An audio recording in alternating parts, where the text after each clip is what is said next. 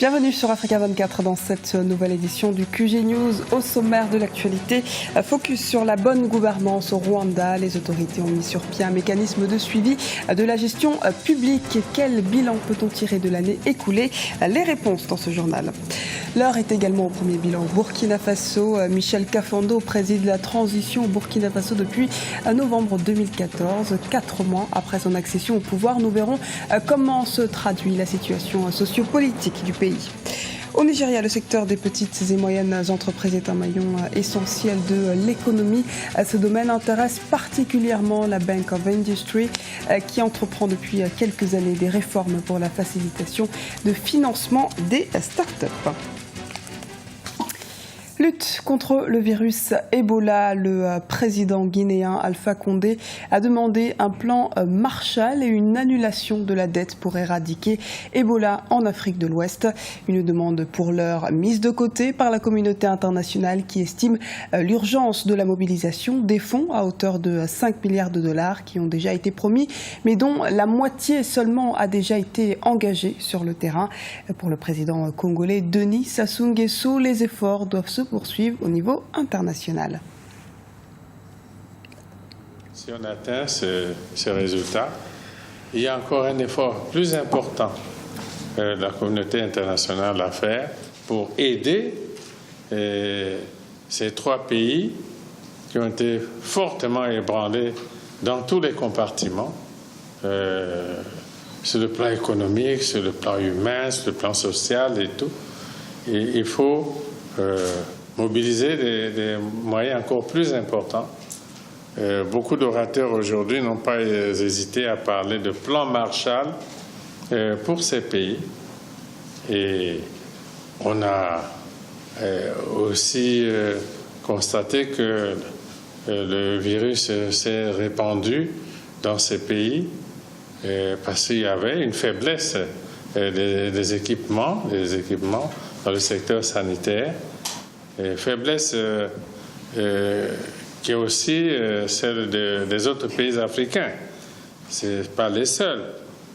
Et cette crise serait apparue dans n'importe quel autre pays qui rencontrerait les mêmes faiblesses des équipements sanitaires. Donc cela a aussi été relevé et qu'il faut plutôt des efforts d'équipement au niveau de tous les pays africains. Voilà. Le Rwanda mise sur la bonne gouvernance pour développer le pays. Les autorités se réunissent annuellement depuis près d'une décennie afin d'évaluer la conduite de la politique nationale. Des réajustements s'ensuivent afin de permettre une meilleure qualité de vie de la population. Un reportage à Kigali d'Olive Adiakotan. Définir une politique de développement en adéquation avec les besoins des populations rwandaises, c'est le vœu des dirigeants du Rwanda. Les responsables à divers niveaux évaluent chaque année depuis 2003 l'impact des actions des autorités sur les conditions de vie des Rwandais. 43 résolutions faisaient partie des priorités nationales de 2014 et 30 parmi elles ont connu un succès, soit un taux de 70%. Le Rwanda se porte bien en matière de gouvernance, en matière de santé, en matière d'économie et en matière de justice. La vie des Rwandais s'améliore de jour en jour. Nous avançons sur les grands projets. Nous avançons dans notre système de gouvernance. Près de 70% des Rwandais vivent aujourd'hui en zone rurale. Et la politique de lutte contre le paludisme connaît quelques failles, ce qui a contribué à l'augmentation du nombre de malades l'an dernier. En 2015, de nouvelles mesures sont prises pour venir en aide aux populations. Une gouvernance qui fait parvenir à notre population les services, comprenez les services dans le sens large, les services de santé, les services d'éducation, les services dans le domaine social, les services dans le domaine économique. La structure chargée de la bonne gouvernance au Rwanda publiera le 13 mars prochain un rapport annuel. Ce rapport mesurera l'impact de la progression des orientations nationales. Un outil qui permettra aux autorités de faire certains réajustements pour un Rwanda émergent d'ici 5 ans. Futur du régiment de sécurité présidentielle, lancement de la révision des listes électorales, chômage, pouvoir d'achat. Les défis au Burkina Faso sont nombreux. Depuis le soulèvement d'octobre 2014, la transition politique suit son cours et voilà maintenant plus de 100 jours que Michel Kafando est à sa tête. Que faut-il retenir de ses premiers pas? Élément de réponse avec Kekeli Afeto. Michel Kafando va conduire la transition au Burkina Faso durant les 12 prochains mois.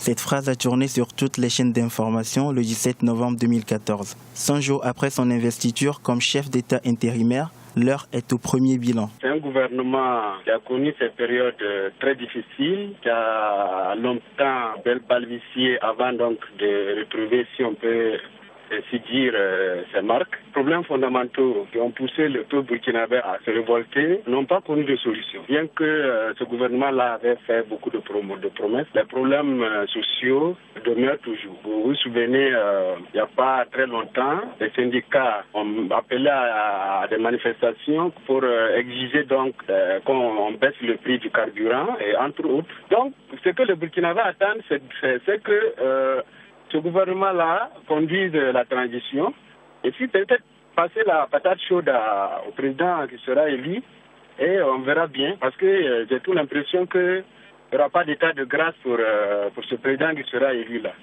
La réouverture du dossier Thomas Sankara, la promotion de la justice sociale et l'équité pour favoriser la cohésion nationale, voilà entre autres les promesses faites par le président Michel Kafando lors de son discours d'investiture.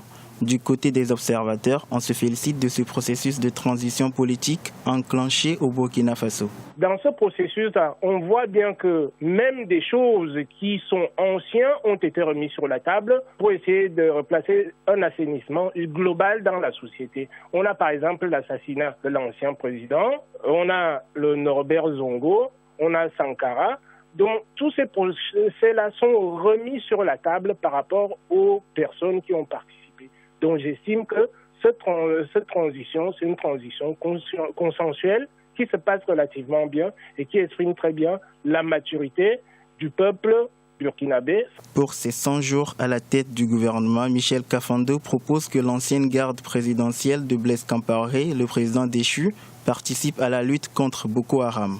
Le Burkina connaîtra en octobre 2015 une élection présidentielle qui devrait ramener la stabilité politique dans le pays. Dans l'actualité également, rencontre entre Salva Kiir et Riek Machar. Le président sud-soudanais et son ancien vice-président Riek Machar se sont entretenus dans la capitale éthiopienne Addis Abeba ce mardi. Une rencontre qui intervient 24 heures avant l'expiration d'un ultimatum lancé par les pays est-africains, un médiateur du conflit pour trouver un accord de paix. En un peu plus d'un an, les deux camps ont déjà signé et violé 7 cessez-le-feu. Les négociations bloquent désormais sur un accord de partage de pouvoir entre les deux parties. Les petites et moyennes entreprises ne pèsent seulement que 33% du PIB du continent. Au Nigeria, elles représentent environ 95% de l'activité manufacturière organisée. Bank of Industry a décidé de les accompagner, notamment pour l'accès au financement, comme nous l'explique Emefa Kofi. Le secteur des petites et moyennes entreprises, porteur de croissance au Nigeria. Il représente environ 95% de l'activité manufacturière organisée et 70% de l'emploi industriel. Pourtant, son financement reste un réel défi. Un défi que la Bank of Industry s'attelle à relever depuis plusieurs années. Nous essayons de construire un système qui permet aux PME d'être accompagnées afin de réussir leurs affaires et d'être capables de rembourser leurs prêts. Nous avons donc signé un accord avec plus de 10 banques pour que les financements accordés par les banques leur permettent d'avoir une facilité de capital d'exploitation. La Bank of Industry investit dans le développement des petites et moyennes entreprises, souvent portées par les jeunes. Et pour ses premiers responsables, les réformes engagées doivent contribuer à lutter contre le chômage. Notre activité première est le prêt. Et avec ce processus de crédit, nous voulons répondre aux attentes. Il reste beaucoup à faire en matière de prestations de services. L'année dernière, pour la première fois dans l'histoire de la banque, nous avons mis en place un service clientèle. Lorsque vous regardez la société nigériane, le taux de chômage est un challenge et pour nous, il faut s'assurer que nous puissions engager notre énergie pour la jeunesse. making sure that our youthful population. Le défi reste encore grand pour la Bank of Industry, mais la banque ne s'intéresse pas qu'aux PME. Elle dispose en outre d'un accès de fonds pour les start-up et les grandes entreprises. Ce journal a été réalisé par l'ensemble de la rédaction. Merci pour votre fidélité. Retrouvez dans un instant une nouvelle édition du QG News sur Africa 24.